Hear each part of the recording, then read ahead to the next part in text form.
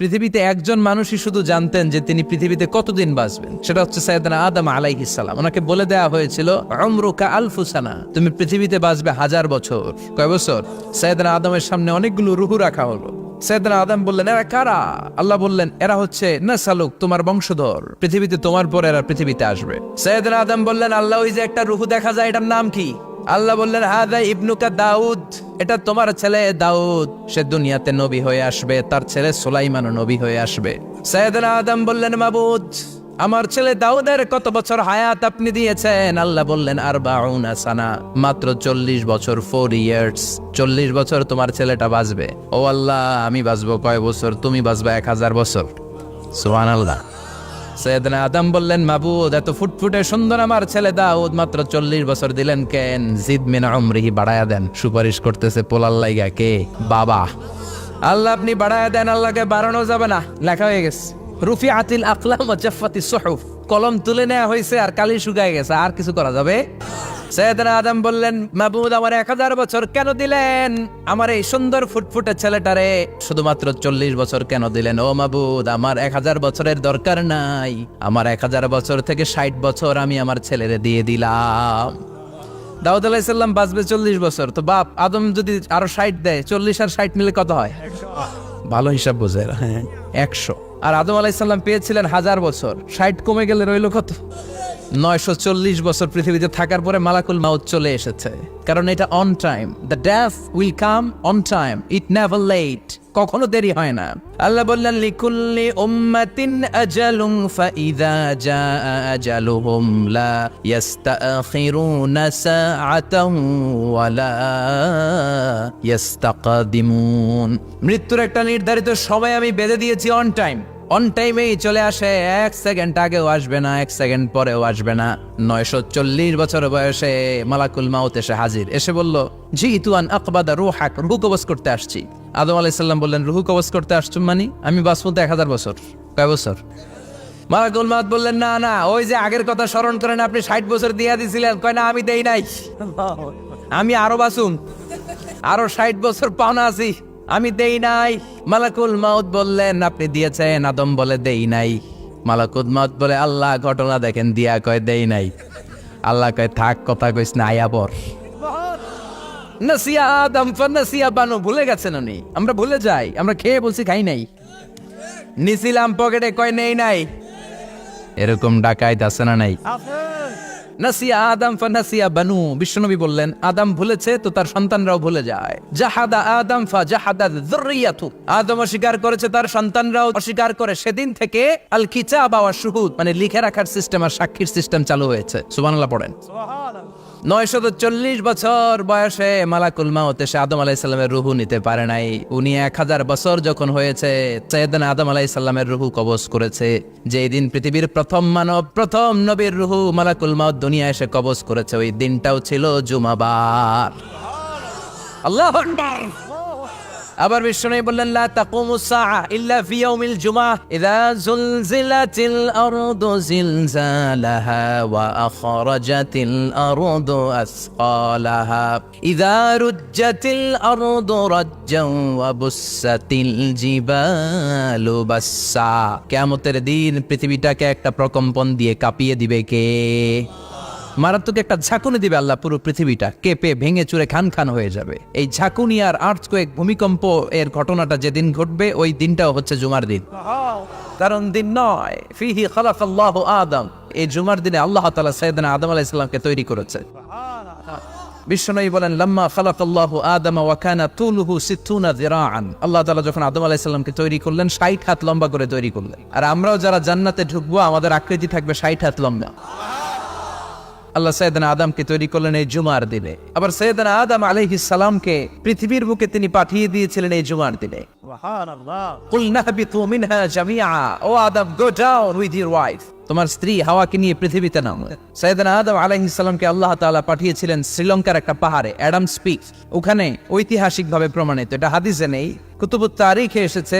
শ্রীলঙ্কায় একটা পাহাড় আছে, কলম্বো থেকে অনেক দূর। ওই পাহাড়ের চূড়ায় সাইয়েদনা আদম আলাইহিস সালামের ফুটপ্রিন্ট আছে। ফুটপ্রিন্ট মানে পায়ের ছাপ। সুবহানাল্লাহ পড়ো। এটারে বলে ফিঙ্গারপ্রিন্ট। এটারে কি বলে? পায়ের গুলারে একজনের আঙ্গুলের ছাপের সাথে একজনের আঙ্গুলের ছাপের মিল নাই। শুধু তাই না, আমার এই আঙ্গুলের সাথে এই আঙ্গুলের ছাপের কোনো মিল নাই। আয়াহসাবুল ইনসানু আল্লান নাজমা ইযামা বালা কাদিরিনা আলা আন নুসাউইয়া বানানা। আল্লাহ বলেন, গোলাম তুমি মনে করেছো তোমার হাড্ডি গুড্ডি পচে যাবে, তোমাকে আমি একত্রিত করে আবার বানাতে পারবো না? বানানো তো অনেক দূরের কথা, আমি তো তোমার আঙ্গুলের ছাপগুলো সংরক্ষণ করে রেখেছি। চিল্লায় পড়েন আল্লাহু আকবার। 1880 সালে স্যার ফ্রান্সিস গালটন নামে একজন বিজ্ঞানী, তিনি আবিষ্কার করেছেন যে আমাদের আঙ্গুলের ছাপগুলো আলাদা, ফিঙ্গারপ্রিন্ট আলাদা। এই 10টা আঙ্গুলের একটার সাথে আরেকটার কোনো মিল নাই। এই পৃথিবীতে যদি 600 কোটি মানুষ হয় তাহলে 6000 কোটি আঙ্গুল, একটা আঙ্গুলের সাথে আরেকটা আঙ্গুলের ছাপের মিল আছে? যারা সিগনেচার দিতে পারে না এরা কি দেয়? টিপসই দেয়। সুবহানাল্লাহ। কি ম্যাজিক আল্লাহ আঙ্গুলে রেখে দিয়েছে, একটা আঙ্গুলের ছাপের সাথে আরেকটা আঙ্গুলের ছাপের মিল নাই। এখন এই বায়োমেট্রিক অথেন্টিকেশনের জন্য অনেক জায়গা দিতে হয়। ইমিগ্রেশন পাস করবেন, গিভ ইউর ফিঙ্গারপ্রিন্ট। ভিসা করবেন, Schengen visa, European visa, provide your fingerprint first. Canadian এম্বাসিতে গিয়েছিলাম, সব আঙ্গুলের আলাদা আলাদা ফিঙ্গারপ্রিন্ট রেখেছে। এখন এটা অথেন্টিকেশনের জন্য সিকিউরিটি পারপাস খুব গুরুত্বপূর্ণ, কিন্তু 1500 বছর আগে, 1880 মানে কি 200 বছর তো না, 200 বছর আগে বিজ্ঞানীরা আবিষ্কার করলো। 1500 বছর আগে সূরাতুল কিয়ামার ভিতরে ফিঙ্গারপ্রিন্টের কথা বলেছে কে? আর পায়েরটারে বলে ফুটপ্রিন্ট। এটা প্রাণীদের ক্ষেত্রে প্রযোজ্য, কারণ প্রাণীদের আঙ্গুল নাই, আছে? ওদের আছে পা। বাঘের কয় পা? 4 পা। বাঘের হাত কয়টা? হাত নাই। ওদের পা, ফলে ওদের ফুটপ্রিন্ট লাগে। সুন্দরবনে কয়টা বাঘ আছে এটার একটা হিসাব আছে। কি করে বলে, কেমন করে হিসাব করে? বাঘের কাছে যে গুনে, চেহারা তো একরকম, একটারে 3 বার গণ। কথা গণ কিভাবে গণে তাহলে? বাঘসুমারি হয় কিভাবে? ফুটপ্রিন্ট, পায়ের ছাপ। একটা বাঘের পায়ের ছাপের সাথে আরেকটা বাঘের পায়ের ছাপের কোনো মিল নাই। আবার কাবা ঘরের পাশে একটা ছোট্ট জায়গা আছে, এই জায়গার মধ্যে রব্বুল আলামিন সব নবীদের পিতা সাইয়েদনা ইব্রাহিম আলাইহিস সালামের ফুটপ্রিন্ট রেখে দিয়েছেন। ওয়াত্তাখিযু মিম মাকামি ইব্রাহিম মুসাল্লা। সাইয়েদনা ইব্রাহিমের দাঁড়ানোর জায়গায় তোমরা নামাজের জায়গা করে নাও। আল্লাহু আকবার। সাইয়েদনা ইব্রাহিম আলাইহিস সালামের পায়ের ছাপ আছে কিন্তু মাকাম ইব্রাহিম, আর সাইয়েদনা আদম আলাইহিস সালামের পায়ের ছাপ আছে অ্যাডামস পিকে, শ্রীলঙ্কার ওই পাহাড়ে। তো যেদিন আদম আলাইহিস সালামকে আল্লাহ ওখানে পাঠিয়ে দিয়েছিলেন, ওই দিনটা ছিল জুমার দিন। সুবহানাল্লাহ নাই? এরপরে সাইয়েদনা আদমকে পাঠানো হলো শ্রীলঙ্কায়, সাইয়্যিদাতুনা হাওয়া আলাইহিস সালামকে পাঠিয়ে দেয়া হলো সৌদি আরবের জেদ্দা শহরে। আরবিতে জেদ্দা বা জাদ্দা মানে দাদি, জেদ্দাতুন বা জাদ্দাতুন মানে কি? দাদি। হাওয়া আলাইহিস সালাম আমাদের সবার দাদি, ঠিক কিনা? ওনার নামে এই শহরের নাম। বছরের পর বছর সাইয়েদনা আদম আলাইহিস সালাম এবং হাওয়া আলাইহিস সালাম আল্লাহর কাছে ক্ষমা চাইলেন, আল্লাহ ভুল করে নিষিদ্ধ গাছের ফল খেয়েছি, তুমি মাফ করে দাও। আল্লাহ বললেন, আদম কয়েকটা কালিমা শিখিয়ে দেব, এই কালিমাগুলোর পরে আমার কাছে দোয়া করো, আমি কবুল করে নেব। আল্লাহু আকবার। আল্লাহ শিখিয়ে দিলেন আর বললেন, আদম পড়ো, রাব্বানা যালামনা আনফুসানা ওয়া ইল্লাম তাগফির লানা ওয়া তারহামনা লানাকুনান্না মিনাল খাসিরিন। ও আল্লাহ, জুলুম করেছি নাফসের উপর, ভুল করেছি, অন্যায় করেছি, আপনি যদি ক্ষমা না করে দেন আমরা শেষ হয়ে যাব, আমরা হালাক হয়ে যাব, ক্ষতিগ্রস্তদের মধ্যে শামিল হয়ে যাব, ঠিক কিনা?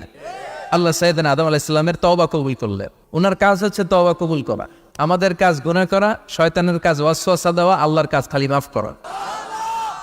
তার মানে আদম সৃষ্টি হলো জুমার দিনে, দুনিয়ায় নামিয়ে দেওয়া হলো জুমার দিনে, তওবা কবুল করে নেওয়া হলো জুমার দিনে, রূহ কবজ করা হলো জুমার দিনে, আবার কিয়ামত সংগঠিত হবে জুমার দিনে। পড়েন সুবহানাল্লাহ।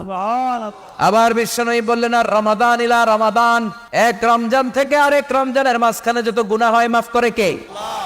তারপরে বিশ্বনবী বললেন, আল উমরাতু ইলাল উমরাহ, কেউ যদি একবার উমরা করে পরে আবার করলে 2 উমরার মাঝখানে গুনাহগুলো মাফ করে দেয় কে?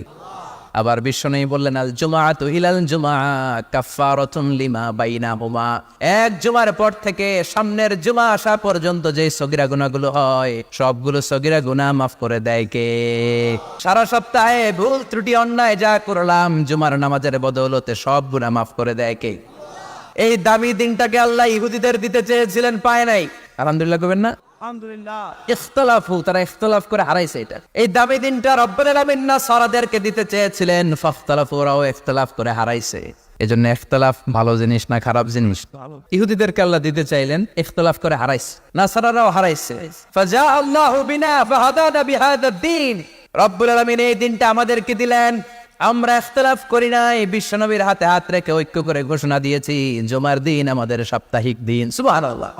বিশ্বনবী বলেন ফাগাদান লিল ইয়াহুদ, সাপ্তাহিক আনন্দের দিন ইহুদিদের জন্য হচ্ছে শনিবার, ইয়াউমুস সাbt, ও বাদা গাদ লিন নাসারা, আর খ্রিস্টানদের জন্য হচ্ছে রবিবার, আর আমাদের জন্য হচ্ছে শুক্রবার। চিল্লায় পড়েন আল্লাহু আকবার।